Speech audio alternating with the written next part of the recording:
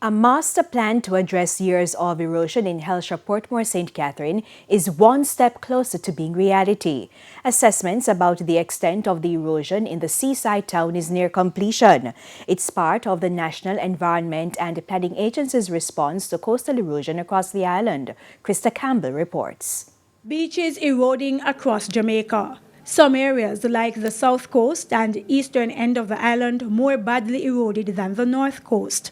To address the long-standing worsening erosion in Hellshire, Portmore, St. Catherine, the National Environment and Planning Agency, NEPA, recently signed a contract with the Tourism Enhancement Fund to prepare a master plan to rehabilitate the world-renowned fishing beach.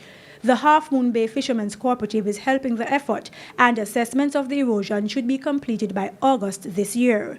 Director of Environmental Management and Conservation at NEPA, Anthony Mackenzie, says while the scope of the corrective work that's needed will not be known until July-August of this year, some of the corrective measures may include beach nourishment, where sand is brought in to replenish the area. That's one. They might have to put in additional engineered structures to protect the area. At this point, you notice that there's a groin to the northern section of the bay, and in that area there's a little beach area that people are to use now, and that needs to be expanded to include the areas that we had the beach before. Now that's a costly venture for which funding has been identified and additional money is being sought. But where will the sand come from? It's likely that there'll be sand just offshore that would have been at the beach, that has been washed into the bay. So it's very likely that we could get the sand, remove the sand, dredge the sand from just offshore and replenish the beach.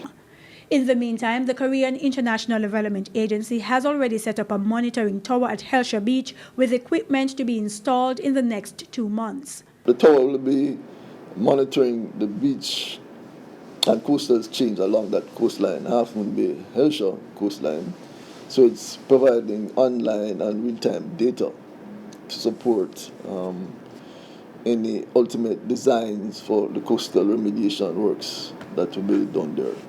In the eastern part of the island, he says structures set up to ease erosion in Portland and St. Mary have been working well so far to prevent further erosion, although there hasn't been any real test from storm or hurricane. But what will be done about the already badly eroded coastline, especially in areas like St. Margaret's Bay, Portland?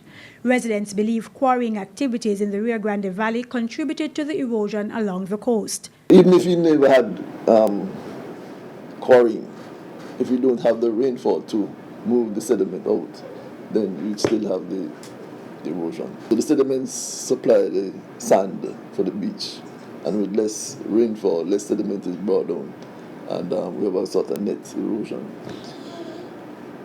Again, that's attributed to climate change, right? And if it gets more severe, then there might have to be interventions in relation to engineered structures to protect life and property. KRISTA Campbell, TVJ News.